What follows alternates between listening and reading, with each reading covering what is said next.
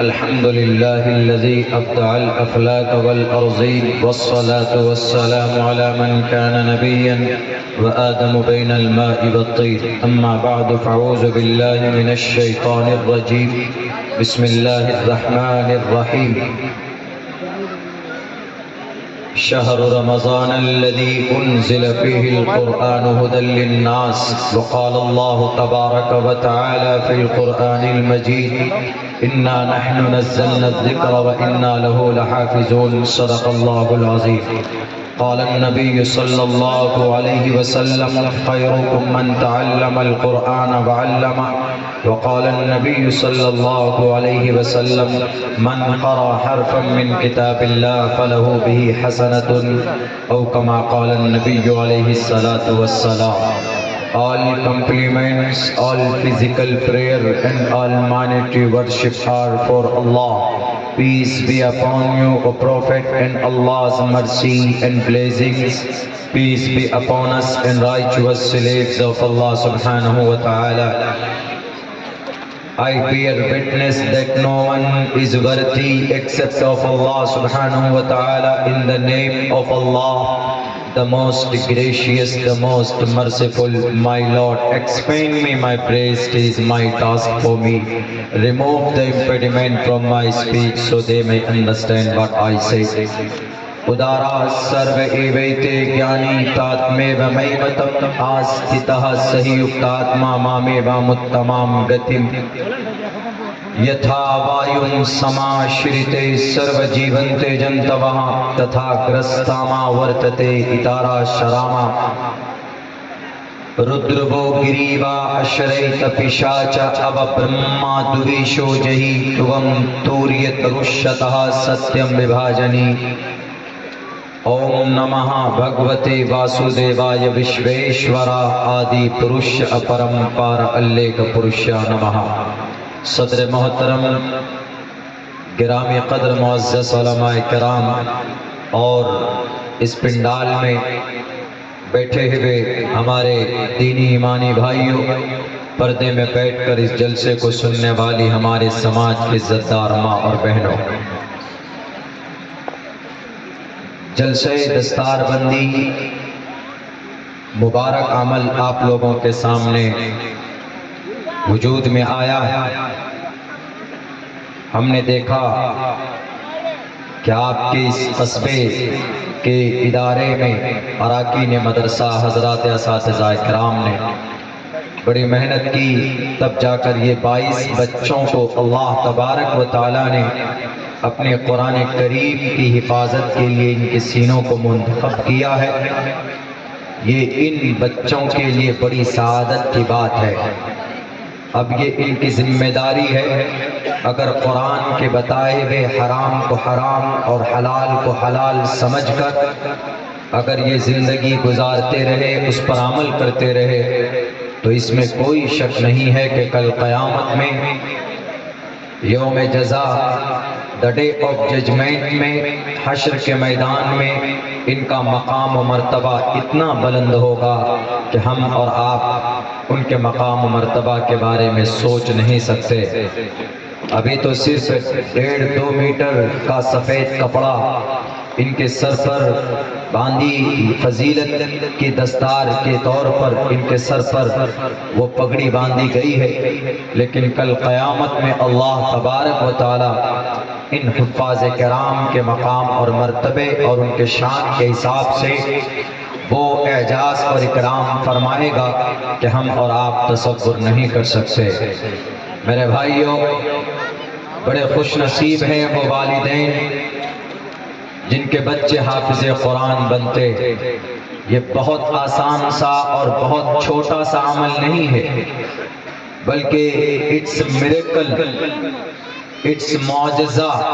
ये एक मौजज़ा है, इसलिए कि दुनिया के अंदर बहुत सारी ग्रंथ और शास्त्र आप ढूंढ सकते हैं, आपको मिल जाएगा, लेकिन दुनिया की कोई भी किताब آج تک کوئی ماں نے ایسا بچہ پیدا نہیں کیا کہ جو یہ کہہ سکے کہ وہ کسی شاستر کو، کسی گرنتھ کو یا کسی اوتھینٹک بک کو اس نے زبانی یاد کیا ہے۔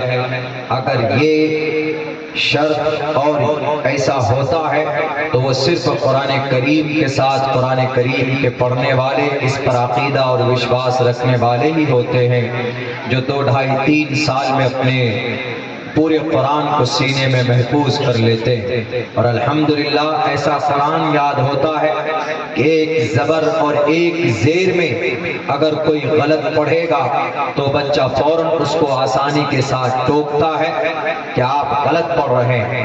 یہ اس قرآن کا معجزہ ہے، دنیا میں کوئی اور کتاب یاد نہیں کی جا سکتی، صرف یہ قرآن ہے۔ Very easy to remember my child by heart all۔ ہمارے بچوں کے لیے یہ اتنا آسان ہے کہ بڑے آسانی سے بچے یاد کر لیتے۔ سن 2016 میں ایک سفر کے دوران ہندوستان کے اندر ایک بڑی تنظیم ہے راشٹریہ سویم سیوک سنگھ، اس کے پرمکھ اچانک کسی تتکال کی وجہ سے، کسی ایمرجنسی کی وجہ سے ہماری فلائٹ میں ان کی شفٹنگ ہوئی۔ اس دوران حافظ قرآن ناچیز عبداللہ سالم اس فلائٹ میں ہم بھی سوار تھے، میرا بھی سفر تھا گوا کا، تو اسی میں ملاقات ہوئی تھی، تو کچھ دیر بات چیت ہوئی، لمبی چوڑی بات ہوئی، لیکن مختصر میں وہ بات بتانا چاہتا ہوں جس سے اس کو بڑی حیرانی ہوئی۔ انہوں نے کہا کہ before some time you are reciting something, can you tell me please، کیا آپ بتا سکتے ہیں کہ کچھ دیر پہلے آپ کیا پڑھ رہے تھے؟ ہم نے کہا کہ it's my holy گرنتھ قرآن کریم۔ اس نے تعجب میں یہ پوچھا کہ do you remember by heart all، کیا آپ کو قرآن زبانی یاد ہے؟ ہم نے کہا کہ yes I remember from the beginning to the end, within 10 hours we can recite the Holy Quran and we can tell in front of the people۔ کسی کے بھی سامنے ہمارا بچہ قرآن سنا سکتا ہے جو قرآن کو یاد کرتا ہے۔ تو اس نے کہا کہ in my holy Granth, in my شاستر شریمد بھگوت گیتا، ہم اس کو 2 4 5 چیپٹر یا اشلوک یاد نہیں کر سکتے، ہم بھول جاتے ہیں، لیکن آپ کو کیسے یاد؟ ہم نے کہا کہ it's virtue by good opportunity for اللہ سبحانہ و تعالی۔ یہ اللہ تبارک و تعالیٰ کے ان کے فضل و کرم سے ایسا ہوتا ہے، ورنہ ہمارے اندر ہمت نہیں ہے کہ ہم اس قرآن کو یاد کر سکیں۔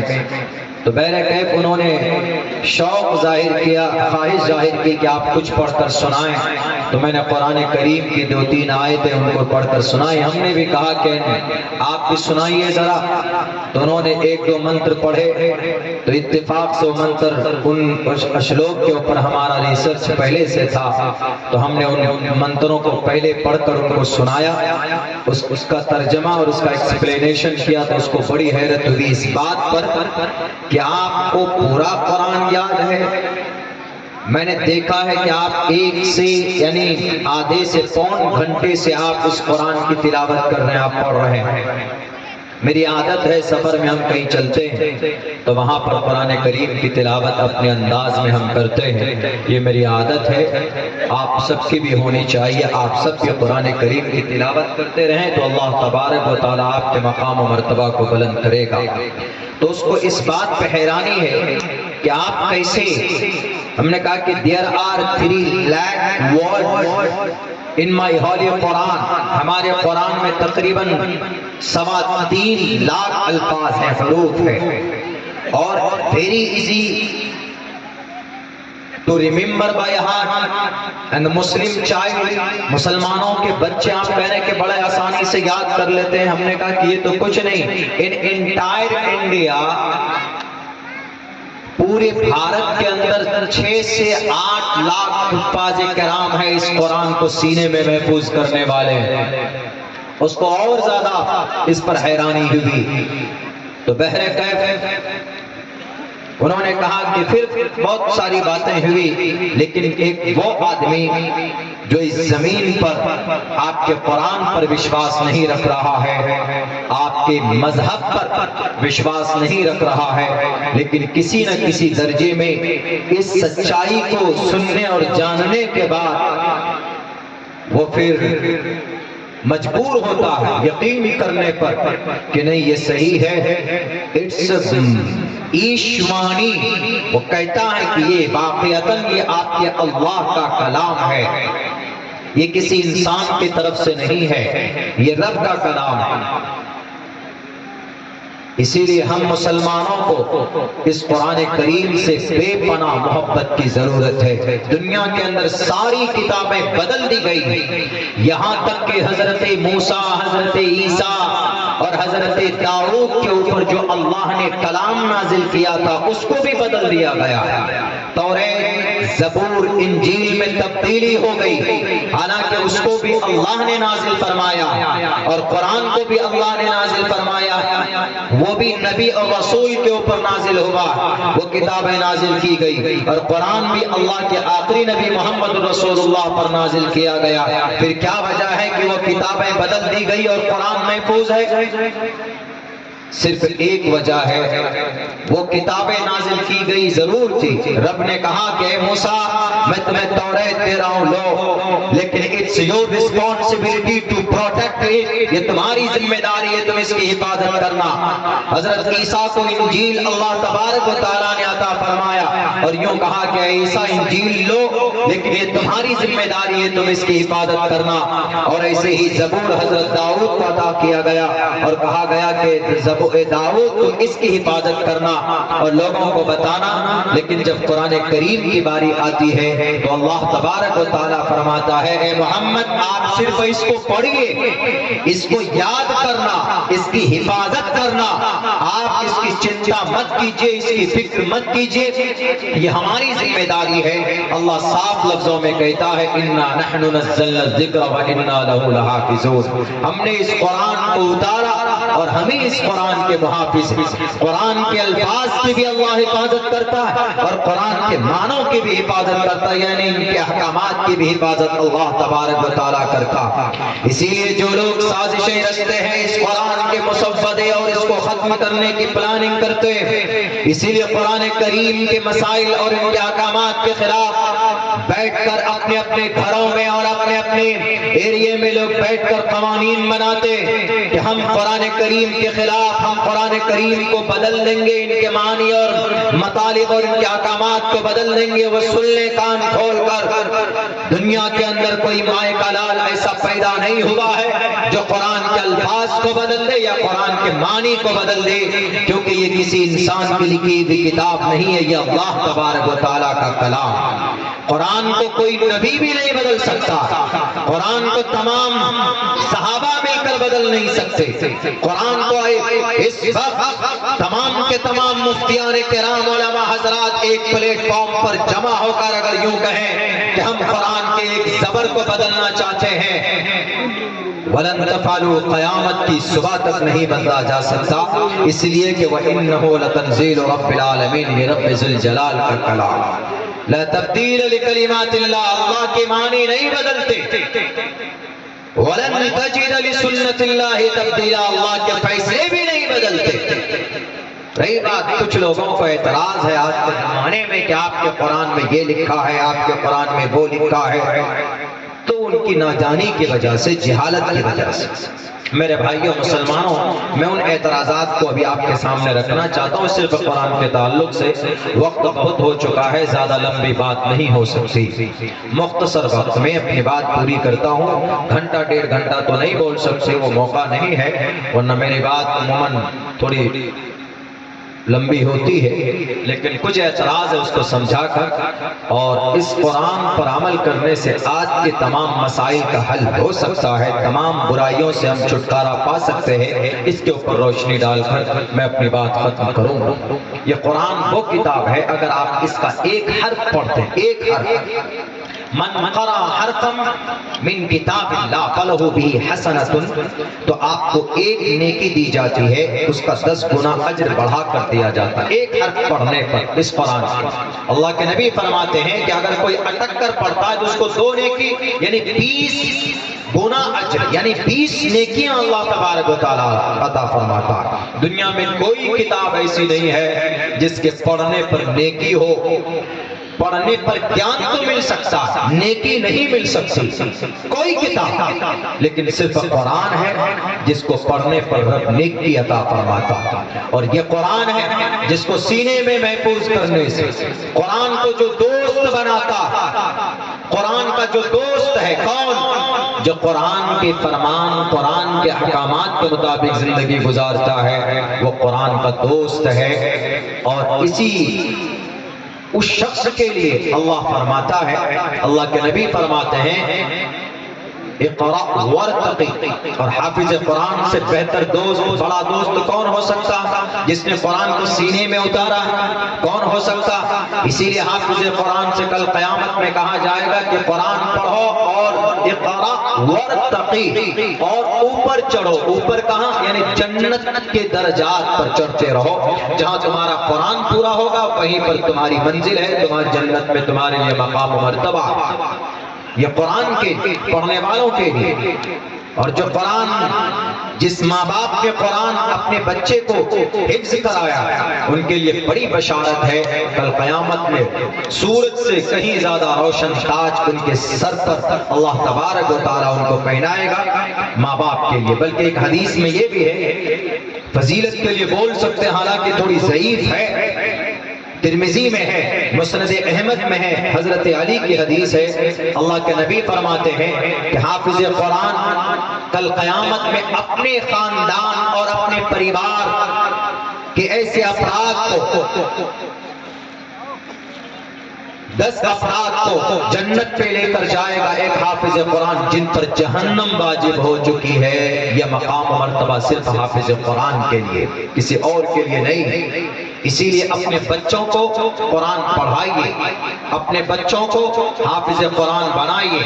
اس کے بعد آپ چاہیں تو ڈاکٹر بھی بنا سکتے ہیں، انجینئر بنا سکتے ہیں، ماسٹر بنا سکتے ہیں، پروفیسر بنا سکتے ہیں، آپ لائر بنا سکتے ہیں، آپ جج بنا سکتے ہیں۔ Islam doesn't deny, Islam doesn't stop your goal and achievement, Islam منع نہیں کرتا، لیکن before all things you have to remember, you have to get knowledge and you have to educate your child as a قرآن کریم۔ آپ حافظ قرآن بنائیے اپنے بچوں کو، اس کا ذہن 2 گنا زیادہ فاسٹ ہوگا،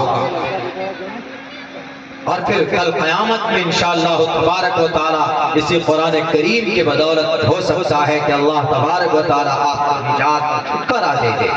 اسی لیے اس قرآن سے محبت کیجیے، دنیا کے اندر اس سے بہتر، پوتر ترین، اس سے سچی کتاب آج تک نہیں ہے، آج تک کوئی پیش کرے لا کر نہیں پیش کر سکتا قرآن سے بہتر کوئی کتاب۔ اور ہم مسلمان ہیں، ہمارا وشواس اس قرآن پر ہے۔ جن لوگوں کے پیٹ میں درد ہوتا ہے کہ قرآن میں غلط باتیں، اسی لیے ان مدرسوں کو بند کر دو، کیونکہ قرآن سکھایا جاتا ہے، قرآن میں غلط بات ہے تو وہ غلط ہے، ان کی سوچ ناپاک ہے، وہ اس قرآن کو جان نہیں پائے۔ قرآن میں کیا لکھا ہے؟ سب سے پہلے یہی لکھا ہے نا قرآن کریم میں، سب سے پہلا میسج جو قرآن کا ہے وہ یہی ہے، اقرأ بسم ربک الذی خلق، خلق الانسان من علق، کہ پڑھو اپنے رب کے نام سے جس نے پیدا کیا۔ کون سا گناہ ہے؟ شاستر میں لکھا ہے، شاستر میں بھی لکھا ہے، بہنام جنمنامنتے گیانوان مام پرپدیگیتے واسودیوا سرومدی سمہاتما سدرلبھا، گیان پراپت کرو اور گیان کے ذریعے سے انسان مہان بنتا۔ قرآن کہتا ہے اقرأ بسمک، پڑھیے، گیان پراپت کرو، تو کیا غلط ہے؟ قرآن کی پہلی سورت سورہ فاتحہ الحمدللہ رب العالمین، تمام تعریف رب ذوالجلال کے لیے، یہ مطلب یہ ترجمہ ہے۔ شاستر میں بھی یہی لکھا، اگرنی میلے ساری پرشنسا اس اگنی، اس ایک پرماتما کے لیے۔ کون سی غلط بات کہہ دی قرآن؟ اسی قرآن کریم کی صورت میں ہے ایاک نعبد و ایاک نستعین، اے رب ہم تیری ہی عبادت کرتے ہیں اور تجھی سے مدد طلب کرتے ہیں۔ شاستر میں بھی یہ بات ہے تسیتے بھکتیوان سے شیاما، اے پرماتما ہم تیری پوجا اور پرارتھنا کرتے ہیں۔ قرآن میں ایمان لانے کے بعد سب سے پہلا فریضہ قرآن کا آرڈر اقیم الصلاۃ، اے ایمان والو نماز قائم کرو، کیونکہ ان الصلاۃ تنہی عن الفحشاء والمنکر، بے شک نماز بے حیائی بری باتوں سے روکتی ہے، تو کوئی غلط پیغام نہیں ہے۔ شری رام چندر جی کو ہنومان جی نے کہا کہ مریادہ پرشوتم مجھے ساستان کی اجازت دیجئے، میں اپنے پرماتما کی آپ کی بھکتی کیسے کرو؟ تو شری رام چندر جی نے ہنومان جی سے کہا کہ ساستان کرو۔ کہا کیسے کرو؟ کہا کہ کرو پتھما دارکا جیو وادیو ددین مجیتے ہردیانم کو ڈلا کاریہ چترتر دیو چندر کا پنچم بندو سنیکتا، مطلب اس کا اقیم الصلاۃ، نماز قائم کرو، 8 انگ پر بھکتی کرو۔ مسلمان جب نماز پڑھتا ہے تو 8 انگ پہ نماز پڑھتا ہے نا، 8 انگ، تو یہاں پر کہا گیا کون سا غلط کہہ دیا؟ اقیم الصلاۃ، اے مسلمانوں نماز پڑھو، نماز قائم کرو۔ ایمان لانے کے بعد سب سے پہلا فریضہ یہی ہے کہ آدمی نماز پابندی کے ساتھ پڑھے۔ آج اس امت میں نماز کا فقدان ہے۔ ہمارے نوجوان سیلفی کھچانے میں آگے رہے، ہمارا نوجوان سوشل میڈیا میں بڑا ایکٹیو ہے۔ نماز کا وقت ہوگا تو یا تو تاش کی گدی پہ ان کے جھمیلے میں بیٹھا رہتا، یا تو سوشل میڈیا پہ اپنا قیمتی وقت ضائع کرتا، لیکن نماز کے لیے نہیں جاتا۔ ایمان لانے کے بعد سب سے بڑا فریضہ امت مسلمہ کے نوجوانوں، سماج کے بہو بیٹیوں کو یہ ہے کہ آپ نماز پڑھیے۔ زکوٰۃ آپ کے پاس دولت ہے تبھی زکوٰۃ فرض ہے، حج تب فرض ہے جب آپ کے پاس دولت ہے تبھی حج فرض ہے، اور آپ اگر مسافر ہیں تو روزہ بھی فرض نہیں ہے سفر کی حالت میں، لیکن نماز ایک ایسا عمل ہے بہر صورت آپ کے اوپر نماز فرض ہے، چاہے آپ دولت مند ہیں یا نہیں ہیں، آپ بیمار ہیں، آپ پریشان ہیں، تب بھی آپ پر نماز فرض ہے۔ کوئی غریب ہے، امیر ہے، بادشاہ ہے، ہر کسی پر نماز فرض ہے۔ یہ قرآن کا آدیش اور اپدیش ہے۔ اسی لیے کہا گیا امام ابو حنیفہ، امام احمد بن حنبل فرماتے من ترک الصلاۃ متعمدا فقد کفر۔ اس حدیث کے ترجمے میں وہ فرماتے ہیں امام احمد بن حنبل، اللہ کے نبی کی حدیث ہے، اللہ کے نبی فرماتے ہیں کہ جو شخص جان بوجھ کر نماز کو ترک کرتا وہ کافر بن جاتا۔ اسی لیے کفر سے بچنا، اپنے آپ کو گناہ سے بچانا ہے تو نماز پابندی سے پڑھنا۔ امام ابو حنیفہ کہتے ہیں کہ نہیں کافر تو نہیں بنتا، البتہ وہ کفر کے قریب تر پہنچ جاتا۔ جو مسلمان نماز نہیں پڑھتے، جان بوجھ کر نماز کو چھوڑتے، اللہ نے کس لیے پیدا کیا؟ بھکتی کے لیے پیدا کیا، عبادت کے لیے۔ اور عبادت میں ایمان لانے کے بعد you have to believe in one God and you must to say and believe۔ آپ کو کہنا پڑے گا لا الہ الا اللہ محمد رسول اللہ، کہ اللہ کے سوا کوئی معبود نہیں ہے۔ آپ کا وشواس ایک اللہ پر ہونا چاہیے، لیکن اس کے بعد کیا ڈیوٹی ہو گئی پوری؟ کیا ایمان والے بن گئے؟ نہیں، آپ کو 24 گھنٹے میں 5 وقت کی نماز ادا کرنے آپ کے لیے ضروری ہے۔ ان الصلاۃ کانت علی المؤمنین کتابا موقوتا۔ ہم خواہ کسی سیاسی پارٹی کو، سیاسی لیڈر کو، کسی سرکار کو ہم لوگ بلیم کرتے ہیں کہ اس نے ایسا کیا، اس نے ویسا کیا۔ یاد رکھیے، جب آپ کسی نیک کام کی، آپ کسی نعمت کی ناشکری کرتے ہیں تو اللہ اس کو چھینتا ہے۔ مسجد ہمارے لیے نعمت ہے، جب ہم مسجد کو آباد نہیں کریں گے تو اللہ اس کو چھینتا ہے۔ اشارہ سمجھتے رہیے گا، ہماری بڑی بڑی مسجدیں دنیا کے اندر سے چھین لی گئی، اس کی بڑی وجہ یہ ہے کہ وہ مسجدیں نا آباد تھی، آباد نہیں ہو رہی تھی۔ اس وجہ سے ان مسجدوں کو اللہ تبارک و تعالیٰ نے ہم سے چھین لیا، اور پوری دنیا میں مسجدیں چھینی جا رہی ہے، یہ سلسلہ جاری ہے۔ کیوں؟ کیونکہ نماز ہم لوگ ادا نہیں کرتے۔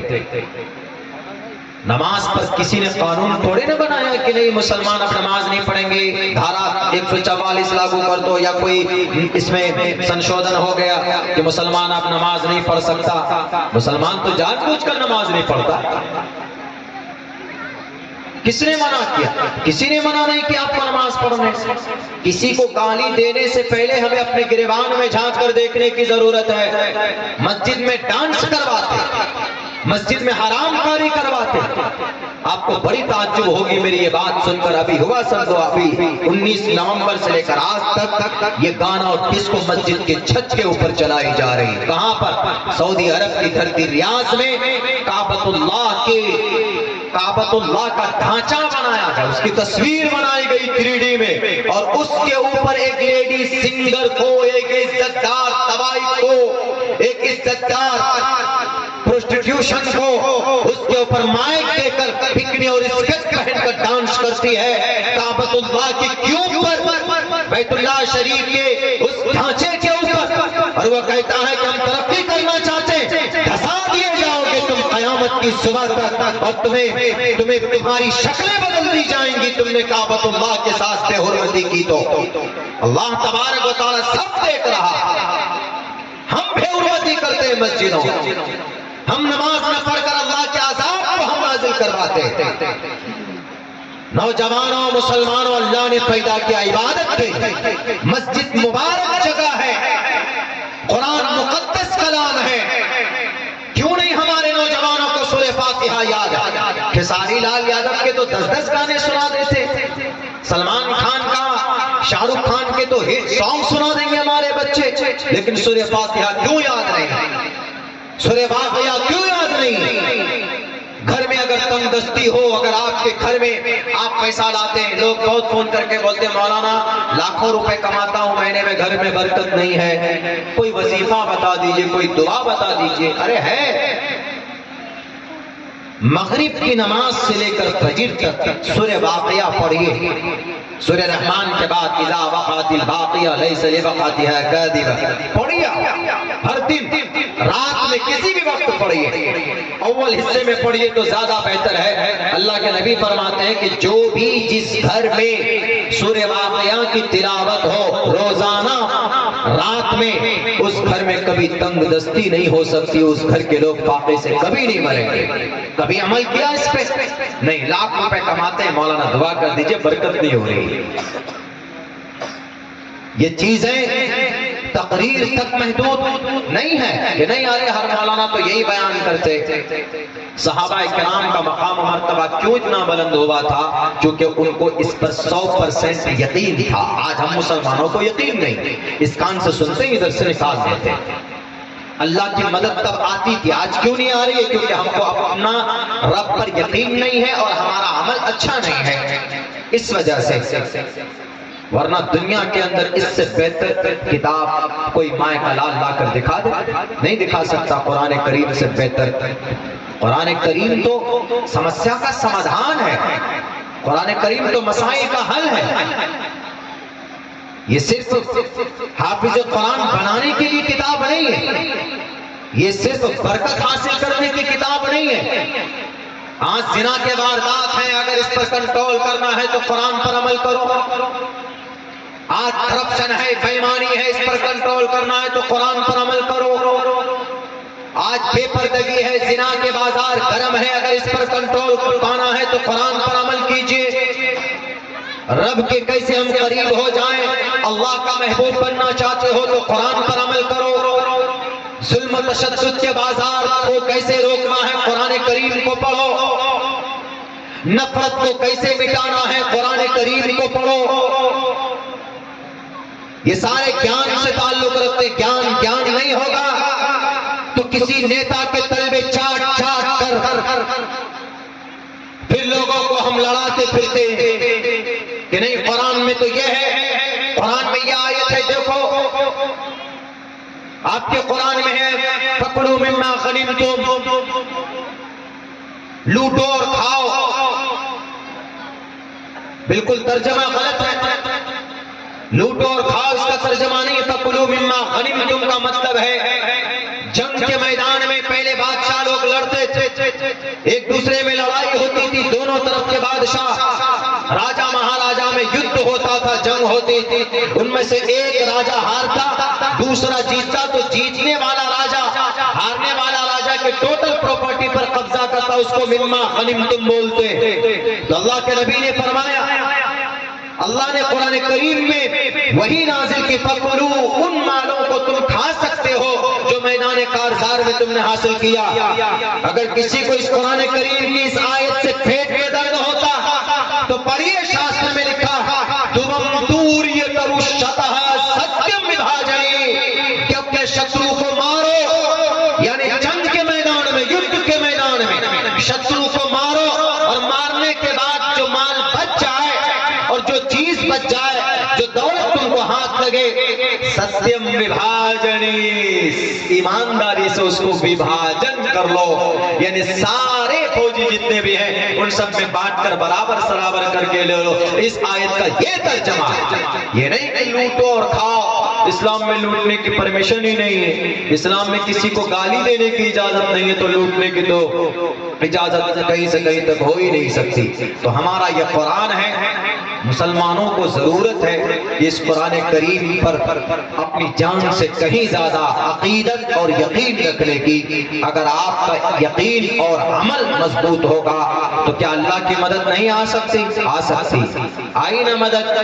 سرزمین غزہ پٹی میں 60,000 لوگ مار دیے گئے، لیکن اللہ کی مدد اگر وہاں پر نہ ہوتی تو وہ جگہ، وہ علاقہ ختم ہو جاتا، دنیا کے نقشے سے مٹ جاتا، اس لیے کہ 60,000 وہاں پر ڈالا گیا۔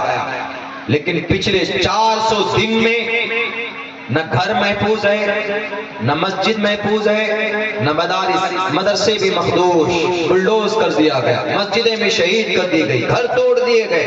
40 لاکھ کی آبادی، 40 کلومیٹر لمبا، 12 کلومیٹر چوڑا، اس ایریے کو ختم کر دیا گیا، لیکن لوگ وہاں آج بھی زندہ ہیں۔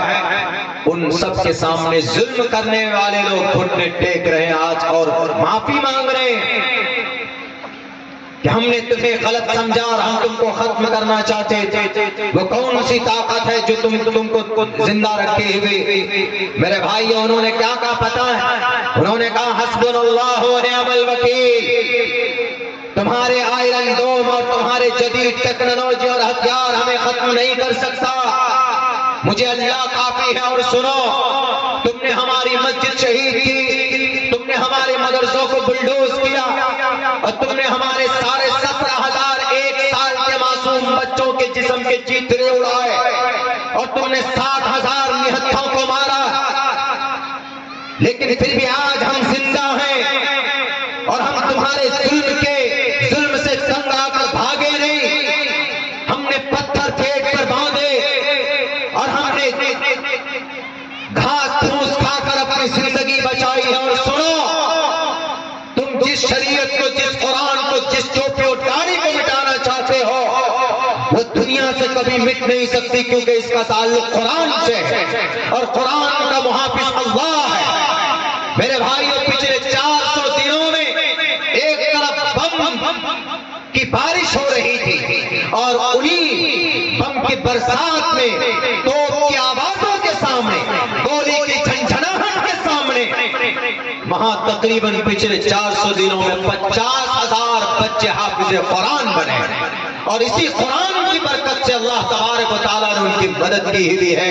ورنہ 400 دن تک جہاں گولے بارود برسائے جائیں، وہ زمین کا حصہ تو زمین سے وہ حصہ نام و نشان مٹ جاتا، لیکن اللہ نے اس قرآن کی وجہ سے ان کی مدد کی۔ یہ قوم، ہم مسلمان آج بھی اپنی کوئی بھی عزت پا سکتے ہیں، شرط یہ ہے کہ آپ کو دوبارہ اس قرآن پر وشواس کرنا ہوگا، آپ کو دوبارہ اس قرآن سے، قرآن کی طرف لوٹ کر آنا ہوگا، تبھی کچھ ہو سکتا ہے۔ ورنہ صرف جلسوں میں 22 حافظ قرآن آپ نے بنائے، دستار بندی ہو گئی، اور آپ نے سوچا کہ بھئی بہت اچھا، بس چلے گئے نہیں۔ اس قرآن پر عمل کرنا ہوگا، اس قرآن سے عقیدت بڑھانی ہوگی، اور اس قرآن پر یقین مضبوطی کے ساتھ اپنا یقین پختہ کرنا ہوگا۔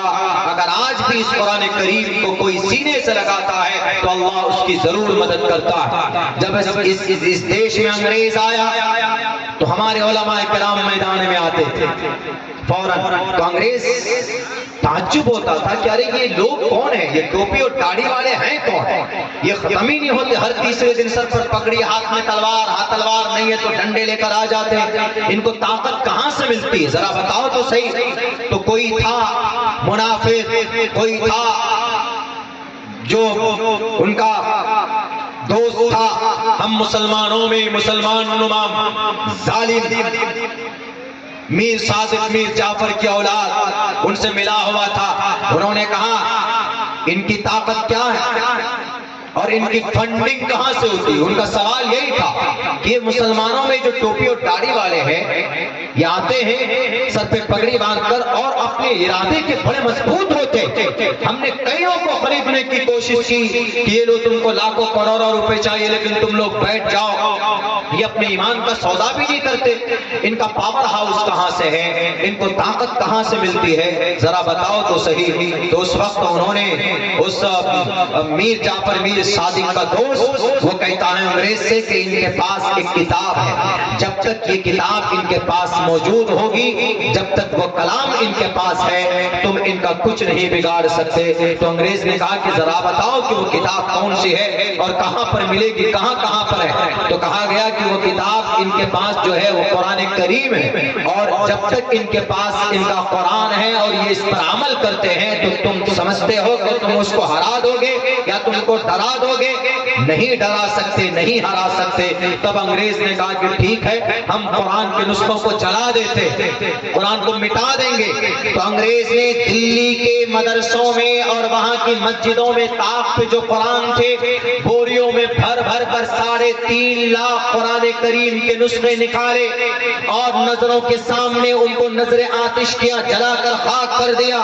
ایک عالم دین نے کہا کہ کم بخت ظالم انگریز، تو قرآن کے نسخوں کو جلانا چاہتا ہے تو جلا لے، اگر تجھے اور چاہیے تو ہم پورے بھارت سے لا لا کر تم کو دیتے ہیں، یہ 3.5 لاکھ کیا 3.5 کروڑ قرآن کریم کے نسخے جلا دو، لیکن پھر بھی یہ قرآن کریم مٹ نہیں سکتا ہے۔ انہوں نے کہا کہ کیوں؟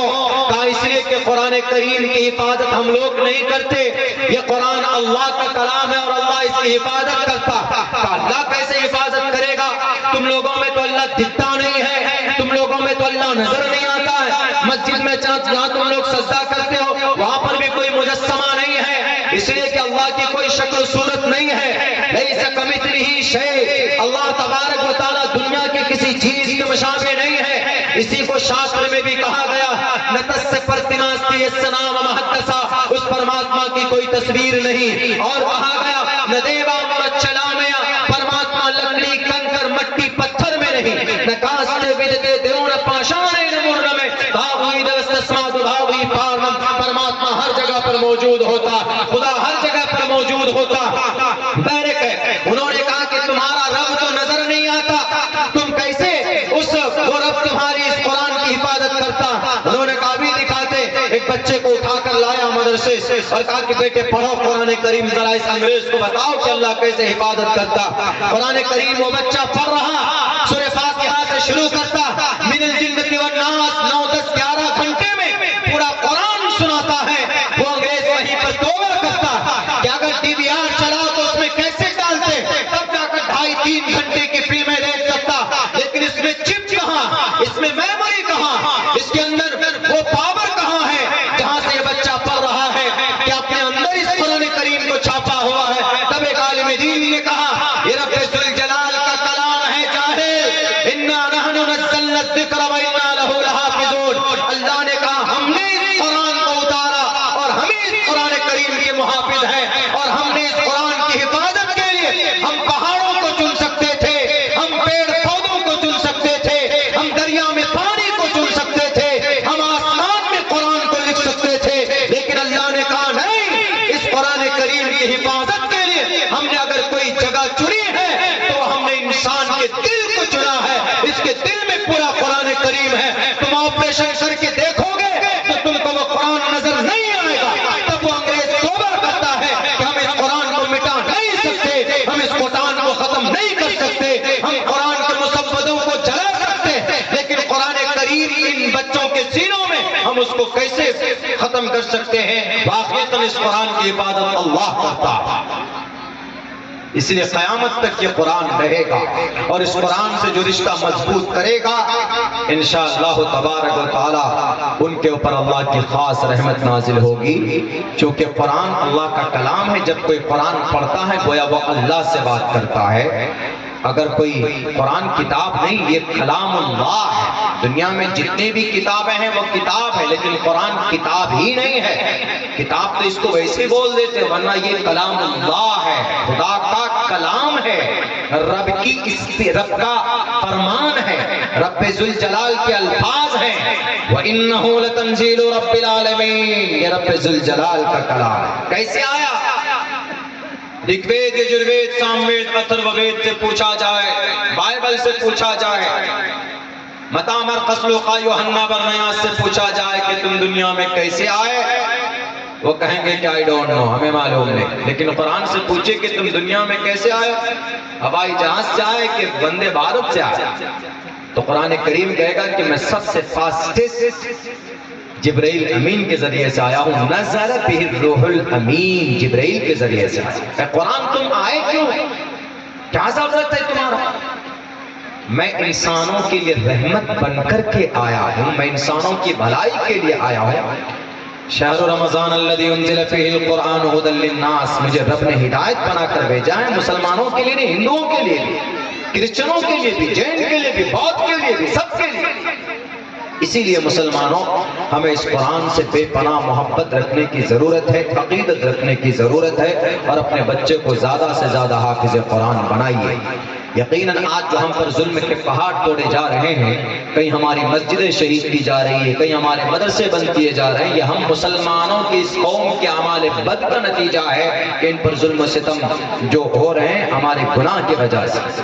سعودی عرب دنیا کی سب سے پوتر ترین جگہ ہم لوگ سمجھتے ہیں، اس لیے کہ وہاں پر یہی قرآن نازل ہوا سعودی عرب میں، لیکن وہاں پر ننگا ناچ کیا گیا۔ مسجد مبارک جگہ، ان احب البلاد الی اللہ مساجدها وابغض البلاد الی اللہ اسواقها، مسجدیں پاک جگہ ہیں، اللہ کو سب سے پسندیدہ کوئی جگہ ہے تو مسجد ہے، ناپاک جگہ یعنی ناپسند جگہ کوئی ہے تو بازار ہے۔ ہم لوگ مسجد کی چھت پر کبھی جاتے ہیں تو چپل اتار کر جاتے ہیں، کیوں؟ اس لیے کہ ادب کے خلاف ہے۔ کس ابا نے اجازت دی محمد بن سلمان کو کہ تم ڈانس کراؤ بیت اللہ کی کیوب بنا کر؟ ہم لوگ جانماز میں جب پڑھتے ہیں تو جب کعبۃ اللہ بیت اللہ کی جو تصویر بنی ہوئی ہوتی ہے تو اس کو بھی منع کرتے ہیں، بھی ایک یہودیوں کی سازش ہے، لیکن پھر بھی ہم لوگ اس کو آگے رکھتے ہیں، آگے کہ جہاں سجدہ ہو وہاں رکھتے ہیں، نہیں ہونا چاہیے وہ بھی، لیکن اگر ہو تو آگے رکھتے ہیں۔ پیر پہ طرف آ جائے تو پھٹ سے پیر ہٹا لیتے ہیں، ارے تصویر ہے کعبۃ اللہ شریف کی، مسجد نبوی کی۔ ادب کے خلاف آپ چپل پہن کر مسجد نہیں جا سکتے، نہ چھت پر نہ نیچے، اگر چپل ناپاک ہے تو جائز نہیں ہے، لیکن اگر چپل پاک ہے تب بھی خلاف ادب ہے، نہیں جاتے۔ لیکن ابھی 19 نومبر سن 2024 کو، سن 2019 سے یہ چل رہا ہے صاحب، لیکن ابھی تو باضابطہ بی بی سی نے لکھا، بی بی سی ہندی نے لکھا ہے کہ دنیا کے اندر سب سے بڑا آج تک میوزک فیسٹیول یعنی گانے کی محفل سجائی گئی ریاض میں، سعودی عرب کے کیپٹل۔ تم کچھ بھی کرو، تم زنا کرو، تم کچھ بھی کرو، وہ تمہارا عمل ہے، اللہ تم کو بہت خطرناک سزا دے گا جو بھی گناہ کرے گا۔ لیکن کس نے اجازت دی کہ بیت اللہ تمہارے ابا کا گھر ہے، تمہاری پرسنل پراپرٹی، وہ بیت اللہ ہے، اللہ کا گھر ہے، تمہارے ابا کا نہیں ہے۔ اور اس پر اس کا ڈھانچہ بنایا گیا، کیوب بولتے ہیں نا، شیشے کا ڈھانچہ بنایا گیا، ڈھانچہ مطلب پوری تصویر 3D میں، اور ویڈیو شوٹ کر کے باضابطہ ایک لیڈی سنگر امریکن، بھارت سے بھی گئے تھے، 250 یہ 250 250 لیڈی سنگر پوری دنیا سے بلائے، یورپ سے، ایشیا سے، ایشیا مہادیپ سے، بر صغیر سے، بر اعظم سے، ہر جگہ سے بلا کر ان کو کروڑوں روپے دیے گئے، اور ان کو کہا گیا کہ آپ آئیے گانا گائیے، تم گانا گاؤ کچھ بھی کرو، لیکن ایک بات بتا دو کہ بیت اللہ شریف کے چھت پر کس نے اجازت دی ہے؟ وہاں کا فرما روا یعنی وہ بیت اللہ شریف جس کے اوپر مسجد بیت معمور ہے، جہاں 24,000 فرشتے 70,000 فرشتے 24 گھنٹے میں ایک مرتبہ سجدہ کرتے ہیں، عبادت کرتے ہیں، تو پھر ان کا نمبر قیامت تک نہیں آنے والا۔ وہ بیت معمور جہاں پر اللہ کا نور ہمیشہ برستا رہتا ہے، لیکن انہوں نے پیسہ کمانے کے چکر میں وہاں کے صدر نے، وہاں کے ادھیکش نے، وہاں کے فرما روا نے محمد بن سلمان، مجھے پتا ہے کہ میری اسپیچ کی وجہ سے ہم پر نوٹس ضرور آتے، وہاں سے یہاں سے نہیں وہاں سے آتے، اور پھر ہمارا 2-3 مرتبہ تو عمرے کا وہ ریجیکٹ ہو چکا ہے، ان کے بھی گرگے بیٹھے رہتے۔ میں بولوں گا قیامت کی صبح تک بولوں گا، اگر میرا باپ بھی شریعت کے خلاف کوئی کام کرے گا تو ہم ان کو بھی تنبیہ کریں گے، من رأى منکم منکرا فلیغیرہ بیدہ فإن لم یستطع فبلسانہ فإن لم یستطع فبقلبہ وذلک اضعف الایمان، رواہ المسلم۔ اللہ کے نبی فرماتے ہیں کوئی غلط کام دیکھتے ہو تو ہاتھوں سے روکنے کی کوشش کرو، ہاتھ سے نہیں روک سکتے تو زبان سے روکنے کی کوشش کرو۔ زبان میں تو اللہ نے طاقت دی ہے، کل قیامت میں یہ زبان رب کے سامنے میں وہاں پر بولے گی، میں بولوں گا کہ اللہ محمد بن سلمان نے تیرے پوتر ترین گھر پر عزتدار قوائدوں کا ڈانس کروایا تھا، اے اللہ آپ نے سورہ لقمان کی آیت، علماء بیٹھے ہیں وَمِنَ النَّاسِ مَن يَشْتَرِي لَهْوَ الْحَدِيثِ، لَهْوَ الْحَدِيث سے کیا مراد ہے؟ حضرت عبداللہ ابن مسعود، حضرت عبداللہ ابن عباس جو تفسیر کے امام ہیں، اور حسن بصری رحمت اللہ علیہ لَهْوَ الْحَدِيث سے مراد گانا لیتے، یعنی گانا سننا حرام ہے، گانا خریدنا حرام ہے، گانا لکھنا حرام ہے، گانا بجانا حرام ہے، گانے کو پرموٹ کرنا حرام ہے۔ وَمِنَ النَّاسِ مَن يَشْتَرِي لَهْوَ الْحَدِيثِ لِيُضِلَّ عَن سَبِيلِ اللَّهِ۔ ایک ظالم تھا حارث نضر بن حارث، ایک کمبخت یہودی اور ایک کفار مشرکین میں سے تھا، وہ جب اللہ کے نبی قرآن کریم سناتے تو لوگ قرآن کریم سن کر ان کا دل پگھلتا، اسلام کے قریب آتے۔ جب اس نے دیکھا، نضر بن حارث نے دیکھا کہ یہ تو اسلام کے قریب ہوتے چلے جا رہے ہیں، ان کو روکو، ان کو روکنے کا بہتر طریقہ یہ ہے کہ قرآن کریم کے مقابلے میں کوئی ایسی چیز سنائی جائے ان لوگوں کو جو قرآن سے زیادہ اچھی لگے۔ تو یہ فارس گیا، وہاں سے گانا خریدا، وہاں سے رستم اور اسفندیار کی کہانی کس سے خریدے، اور وہاں پر ایرانیوں کے مشہور لڑاکو جو تھے ان کے واقعات کو خرید کر لاتا اور لوگوں کو بتاتا ہے، اے لوگوں تمہیں بھی تو محمد قوم عاد قوم سمود کی قصے کہانی سناتے، بس فرق اتنا ہے کہ میں قریب کے یودھاؤں کی ان کی کہانی سناتا ہوں۔ تو کیا فرق ہے؟ بتاؤ ذرا، تمہارے قرآن سے زیادہ مزہ ان قصہ کہانی سننے میں آتا ہے کہ نہیں آتا؟ لیکن جن کے دل میں قرآن کی محبت تھی، جن کے دل میں اسلام کی محبت تھی، وہ مانتے نہیں تھے۔ تو پھر پتا ہے اس ظالم نے کیا کیا؟ اس ظالم نے ایک لونڈی کو خریدا، ایک عورت کو خریدا جو سنگر تھی۔ جیسے آج سوشل میڈیا پر ہمارے بھارت کے اندر انڈین آئیڈل، سارے گاما کون سے چینل اور یہ ٹی وی چینل میں یہ ہر ہفتے میں سنڈے اور سیٹرڈے کو ریلیز کیے جاتے، اور ہمارے سماج کا نوجوان پاگل ہوتا چلا جا رہا ہے، ان کو لوڈ کرتا ہے، کان میں لیڈ لگا کر سنتا، نص قطعی ہے کہ گانا حرام ہے، حرام ہے۔ اللہ کے نبی نے فرمایا بھی ہے میری امت میں ایک وقت ایسا آئے گا کہ ان کو دھسا دینے، ان کے چہرے مسخ کر دینے اور پتھروں کی بارشیں ہوں گی۔ تو لوگ نے پوچھا اللہ کے نبی ایسا کیوں ہوگا؟ اللہ کے نبی فرمانے لگے کہ کثرت سے گانے بجانے والی عورت ہوں گے، شراب کثرت سے پی جائیں گی، ان دونوں گناہوں کے جرم میں ان کے چہرے بدل دیے جائیں گے اور ان کے اوپر پتھروں کی بارشیں ہوں گے۔ سن لو، اللہ کے نبی کا فرمان ہے۔ تو پھر وہ کیا کرتا؟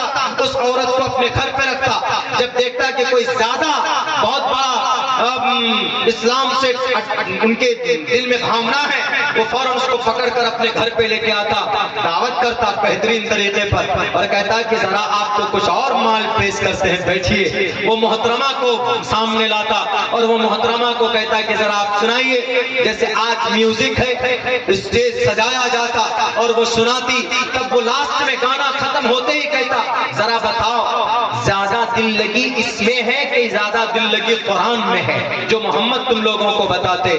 یہ کام کن کا تھا؟ نضر بن حارث کا تھا، قرآن کے دشمن کا تھا، اور یہ کام کون کر رہا ہے؟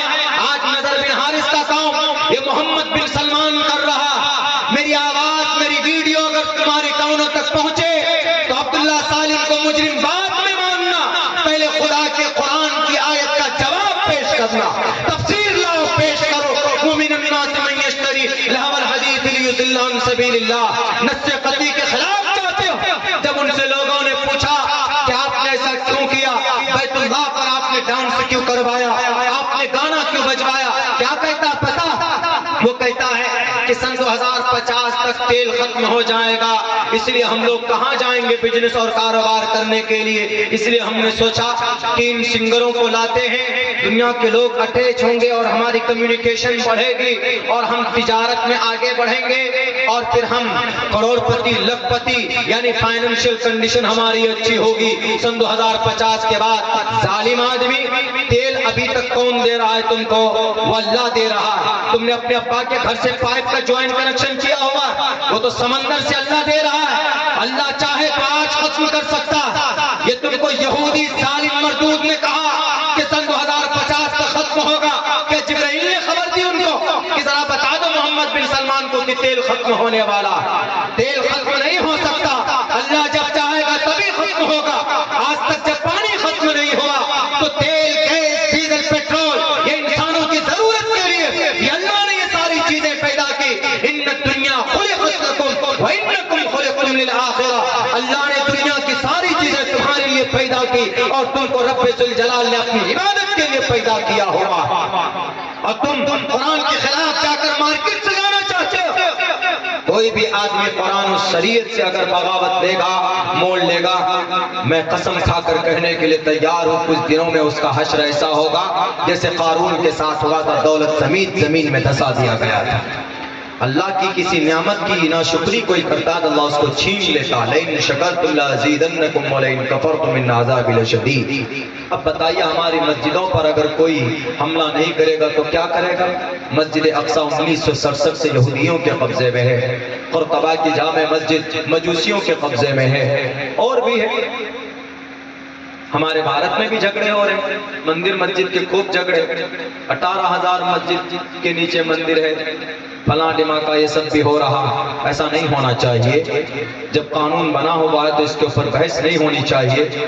ابھی ایک ہنسا ہوا، دنگا ہوا، ایک لفظ کو لے کر، سنبھل کو لے کر، سنبھل، لفظ سنبھل۔ ہمارے ہندو بھائیوں کا عقیدہ ہے کہ انتم زمانے میں، اخیر زمانے میں کل کی اوتار، کل کی آئیں گے اوتار لیں گے۔ کل کی مطلب کل یگ میں آنے والا ایک ایسا ایشور کا وہ اوتار اوترت ہوں گے، یعنی شری وشنو جی 8ویں اوتار 9ویں اوتار لیں گے، اور ان کے اوتار لینے کی جو جگہ ہے، اوتار مطلب اترنے کی جگہ، پیدا ہونے کی جگہ، اوتار مطلب آسمان سے زمین پر آنا، یا اس کا ترجمہ کر لیجئے کہ زمین سے نکلنا یا کسی ماں کے پیٹ سے پیدا ہونا، یہ بھی ترجمہ کر سکتے ہیں۔ اوترت ہونا کل کی، کل یگ میں، یہ کل یگ ہے۔ اسی زمانے میں وہ جو کل کی آئیں گے ان کے آنے کی جگہ سنبھل ہے، سنبھل، یہ اٹیچمنٹ ہے۔ حالانکہ میں یہ کہتا ہوں کہ یہ سنبھل نہیں ہے، بلکہ وہ شے سے سنبھل ہے، شمبھل ہے، وہ شمبھل، اور یہ سنبھل ہے۔ شمبھل گرام گکھیہ سمراہ منایس گہاتمن بھون وشنو یششا کلکی پرادر بھوشیتی۔ وہ شمبھل گرام میں آئیں گے، اور یہ شمبھل گرام کا مطلب امن کی جگہ، شمبھل گرام کا مطلب امن کی جگہ، اور یہ شمبھل گرام اگر کسی دنیا کی کسی شہر پر فٹ آتا ہے تو یہ مراد آباد والا سنبھل پہ نہیں فٹ آتا، ڈاکٹر وید پرکاش اپادھیائے اپنی کتاب میں لکھتے ہیں کہ یہ شمبھل مراد آباد والا شمبھل نہیں ہے، بلکہ یہ شمبھل گرام کا مطلب اردو میں ہندی میں امن کی جگہ، پرسکون جگہ. اور پرسکون جگہ پوری دنیا میں اگر کسی شہر کا نام ہے تو مکہ کا نام ہے. بِهَذَا الْبَلَدِ الْأَمِينِ، اس پرامن جگہ کی قسم. کعبۃ اللہ میں اس میں مکہ میں اگر کوئی پہنچ جائے تو وہاں پر کسی کا مرڈر نہیں کیا جا سکتا، کسی کا قتل نہیں ہو سکتا. وہاں پہ پرامن جگہ ہے وہاں پر. تو اس مطلب سے انہوں نے لکھا ہے کہ شمبھل گرام امن کی جگہ. لیکن ہمارے سناتن دھرم میں اس کو یہ سمجھ لیتے ہیں کہ یہ مراد آباد والا سنبھل ہے. یہ تو صحیح سے سنبھل ہے، وہ شمبھل. شمبھلے وشنو یششو، امن کی جگہ پر پیدا ہوں گے کل کی اوتار. ہمارے ہندو بھائیوں کا یہی کنسپٹ ہے، لیکن امن کی جگہ پر وہ کل یگ میں آنے والے اوتار. یہ جو منتر ہے اس کا ترجمہ کرتے دیکھ کے آپ کو سمجھ میں آئے گا. شمبھل گرام امن کی جگہ پر براہمنے اونچے خاندان میں وشنو یش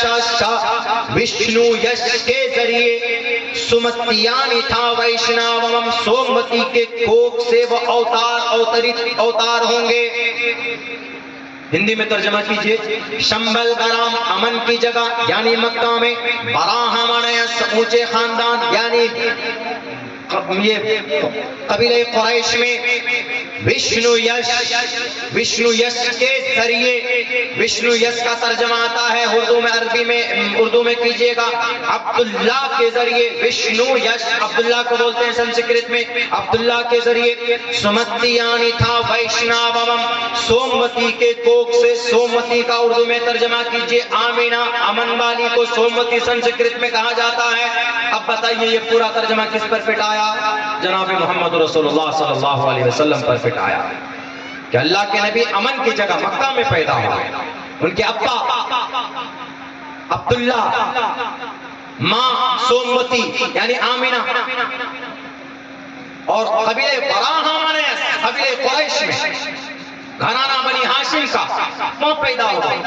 اس کو جب تک پڑھیں گے نہیں، جب تک سمجھیں گے نہیں، تو ایسے ہی ووادت باتیں لوگوں کے سامنے آئیں گی تو لوگ اگر ہوتے چلے جائیں گے، جو کہ ہمارے اس دیش کو کمزور کرتا ہے.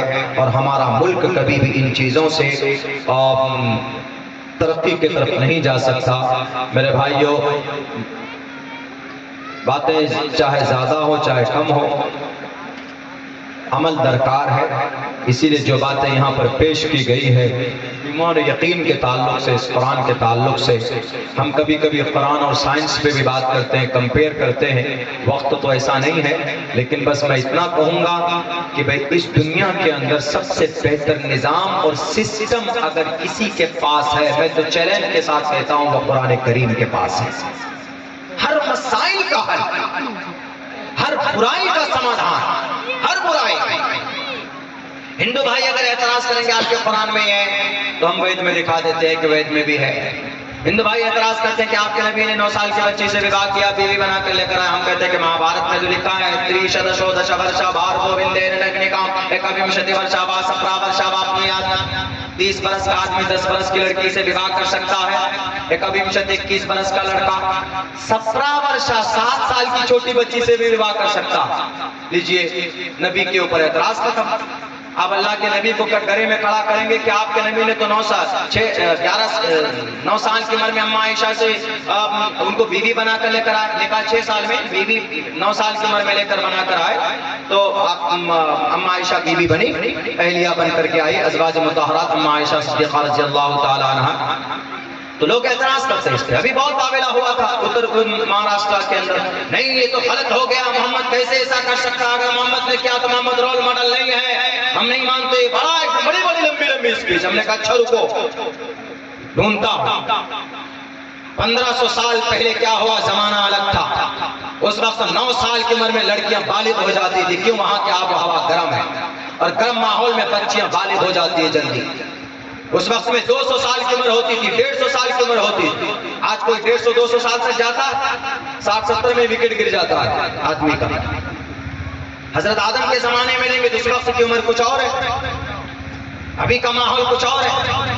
ابھی ہماری ماں، ہماری سماج کے جو عورتیں ہوتی نارمل ڈلیوری نہیں ہوتی، پریگننٹ ہوتی ہے، سیزر کرانا پڑتا ہے. اب سے 15 سال پیچھے چلے جائیے، سیزر کا نام و نشان نہیں تھا. ماحول بدلا، سسٹم بدلا، آب و ہوا چینج ہونے سے، علاقہ چینج ہونے سے آدمی کی صحت اور آدمی کا رنگ روپ بدل جاتا. آپ حبشہ چلے جائیے، شری لنکا، سارے متھیا مرلی دھرن کالے کالے دکھیں گے آپ کو. کیوں؟ وہاں کا آب و ہوا ہی ایسا ہے کہ وہاں گورا نظر نہیں آئے گا آپ کو. اب وہ شری لنکا والا ڈنڈا لے کے کھڑا ہو جائے کہ اللہ ہم کو کیوں کالا پیدا کر رہے ہیں، کالے کالے ہم لوگ کیا گناہ ہے؟ تو اللہ کہے گا کہ بھئی وہاں کا آب و ہوا ہی ایسا ہے کہ تم کالے ہی رہو. کوئی ماں اگر صاف بچہ جنے تو بھی وہاں کے رنگ روپ میں وہ کالا ہو جاتا ہے. اب یہی ادھر ہمارے بھارت میں پنجاب، سندھ، یہ سب علاقے میں چلے جائیں تو وہاں پر گورے ہٹے چٹے لمبے ہوتے ہیں. کیوں؟ اس لیے کہ وہ علاقہ ایسا ہے، ماحول ویسا ہے. کیرلا چلے جائیں جس کو گاڈ زون کہا جاتا ہے، وہاں پر 100% لوگ پڑھے لکھے ہوتے ہیں لیکن کالے کالے ہوتے ہیں بالکل. اب وہ کہے گا کہ اللہ ہم تو اتنے انٹیلیجنٹ ہیں کہ ہر آدمی، ہمارا گھر میں ہر بچہ پڑھا لکھا ہوتا ہے، اس کے باوجود بھی ہم کو کالا کیوں پیدا کر رہے ہیں؟ کوئی گورا بچہ دے دے تو اللہ یہی کہے گا کہ بھئی یہ ڈیپینڈ کرتا ہے ویدر پہ. یہ چیزیں ہوتی. اب اس پر اعتراض کرنا کہ اماں عائشہ 9 سال کی عمر میں کیوں بیوی بنائے محمد رسول اللہ نے؟ اگر آپ کو وشواس نہیں ہوتا، آپ کو لگتا ہے کہ ظلم ہے، تو پھر مہابھارت میں تو لکھا 30 برس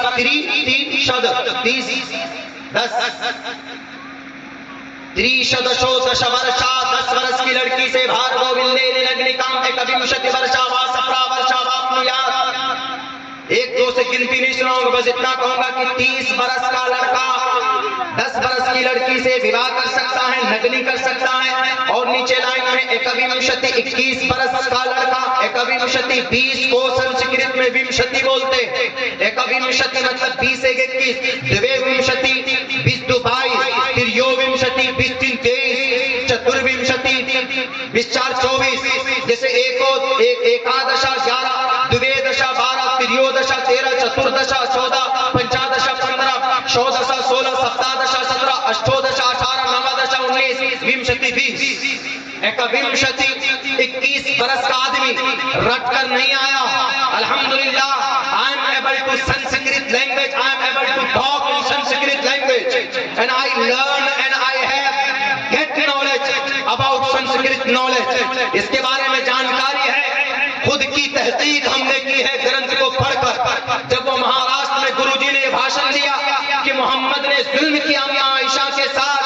اماں عائشہ وہ ہے، پہلے سن لو، اماں عائشہ وہ ہے جن کا ازواج مطہرات دوسرے نمبر پر اللہ کے نبی سے وواہ ہوا. نکاح خدیجۃ الکبریٰ کے بعد حضرت ابوبکر صدیق نے پڑھایا. وہ اماں عائشہ جن کے لیے سلام حضرت جبرائیل لایا کرتے تھے، وہ اماں عائشہ جن کے اوپر زنا کی تہمت لگائی گئی تو اللہ نے آسمان سے زمین پر 17 قرآن کریم کی آیتیں نازل فرمائی اور کہا کہ اماں عائشہ پاک اور پوتر ہے. وہ اماں عائشہ جو 2210 حدیثیں روایت کی ہے اللہ کے نبی علیہ السلام کی، بخاری اور مسلم میں 250 سے 350 حدیثیں مروی ہے اماں عائشہ صدیقہ رضی اللہ تعالیٰ عنہا. اور وہ اماں عائشہ جن کی برکت سے تیمم جیسا مسئلہ اس امت کو ملا. وہ اماں عائشہ اللہ کے نبی کے چلے جانے کے بعد صحابہ کرام کا کوئی بھی معاملہ اٹکتا تھا تو اماں عائشہ کے پاس پہنچتے تھے. اس سے پتہ چلتا ہے کہ بیٹی کا بھی تعلیم یافتہ ہونا ضروری، بیٹی کے لیے بھی ادارے ہونے ضروری، لیکن اس شرائط کے ساتھ امت کے لوگ مجرم ہیں کہ بیٹیوں کے لیے ادارے کیوں نہیں بنائے آپ نے ڈھنگ کے، بیٹیوں کے لیے یونیورسٹی کیوں نہیں بنائی آپ نے، بیٹیوں کے لیے تعلیمی ادارے کیوں نہیں بنایا آپ نے. میں تو وقف بورڈ کے گارجنوں سے اور ان کے متولی سے سوال کرتا ہوں کہ 1200 کروڑ روپے کی آمد کی ہے سالانہ وقف بورڈ کے ذریعے سے. وقف کی پراپرٹی کا انکم 1200